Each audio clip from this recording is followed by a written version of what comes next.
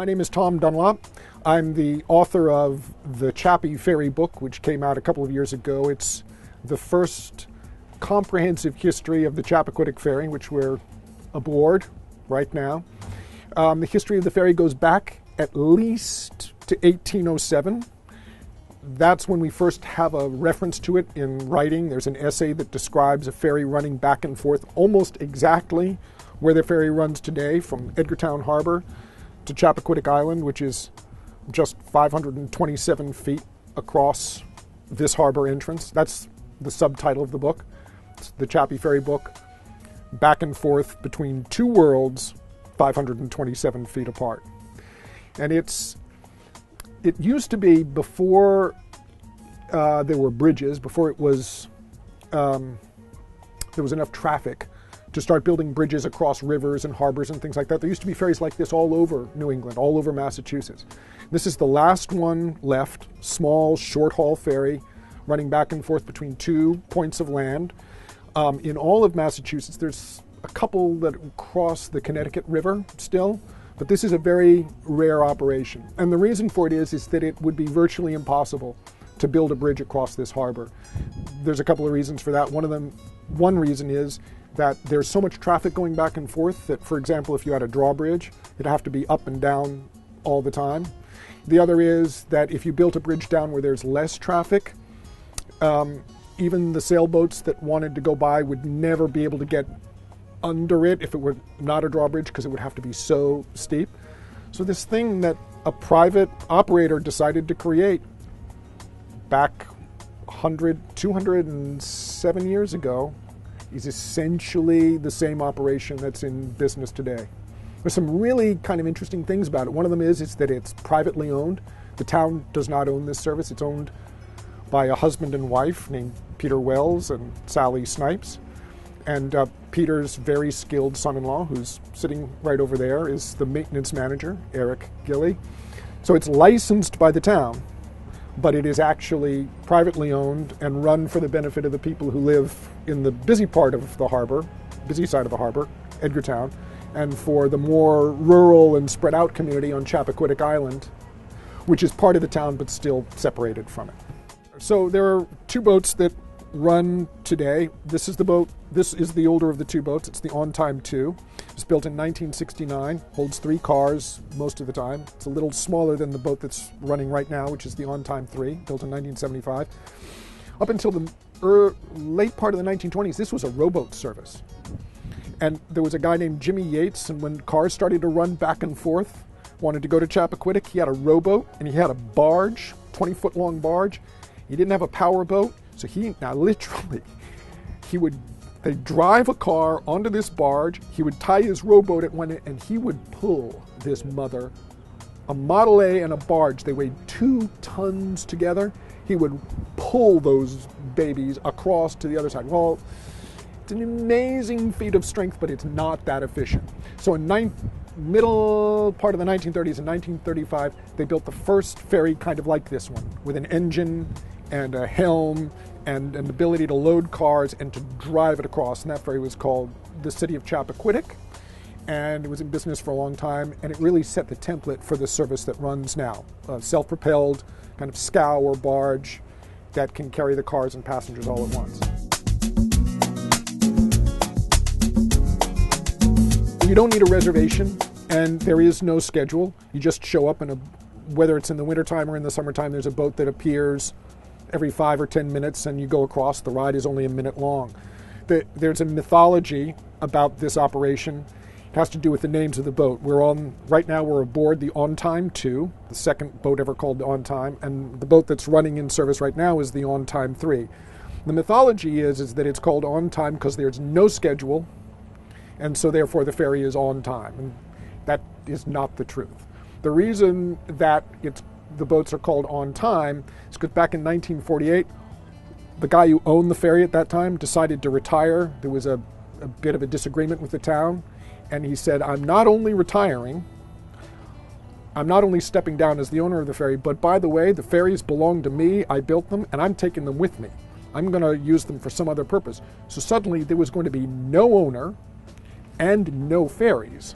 So they had 12 days to build a new ferry for the new owner. They actually built the new boat right over in the parking lot, right over there at Memorial Wharf.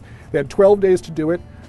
It was like a barn raising. They did it morning, noon, and night building this new boat, this new ferry, and they made the deadline, so they finished it on time.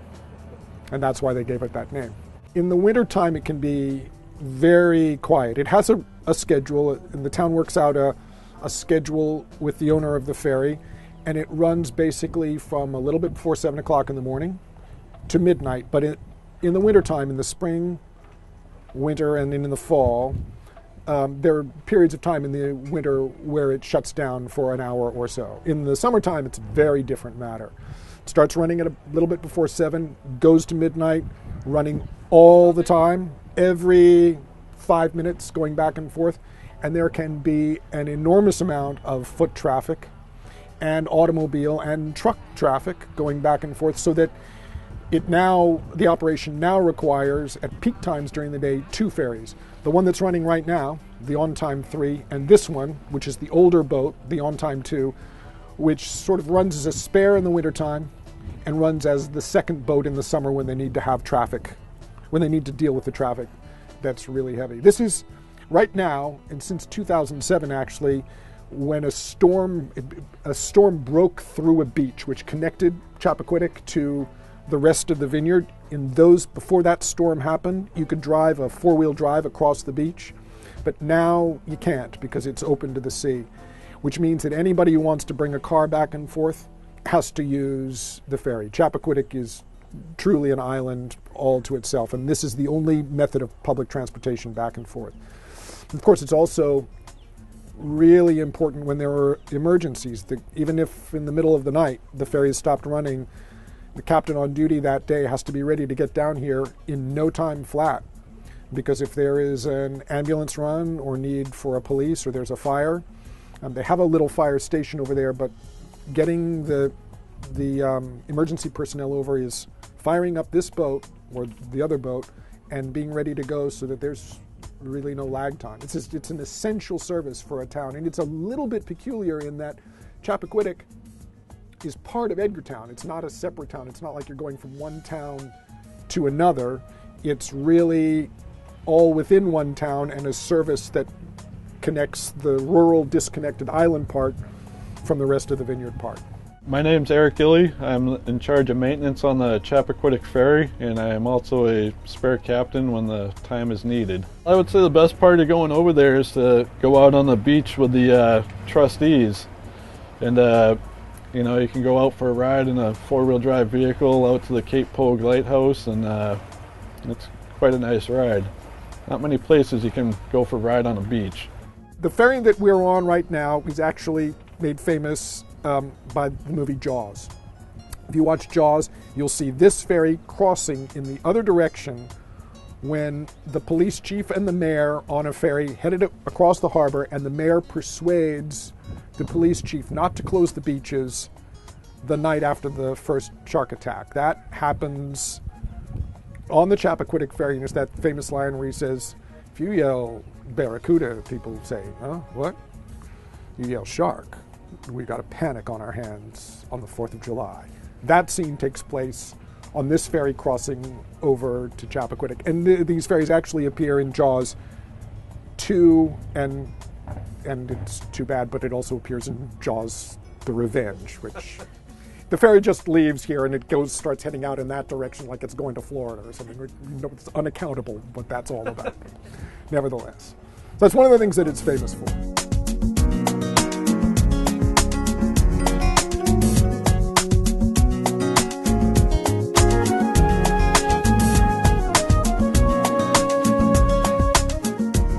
I would say the best way to see the ferry is to go on our website, which is chappyferry.com. We have web cameras there too, so you can actually see the ferry come and go, and you can see the lines, the waiting lines.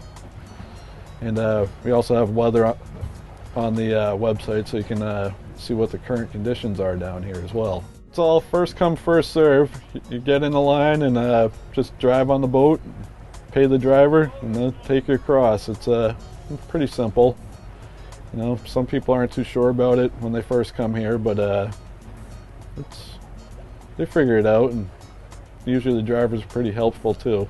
The real secret, if you're a traveler to Martha's Vineyard and to Edgartown, the secret that most people don't know when they come here is that if you want to see this beautiful town in panorama, you want to see the whole thing, you should go over to Chappaquiddick. You should get on the ferry and go over there, because that's the place you can see the whole thing 360 degrees. You can't do it from the side because you're on the town that you wanted to see.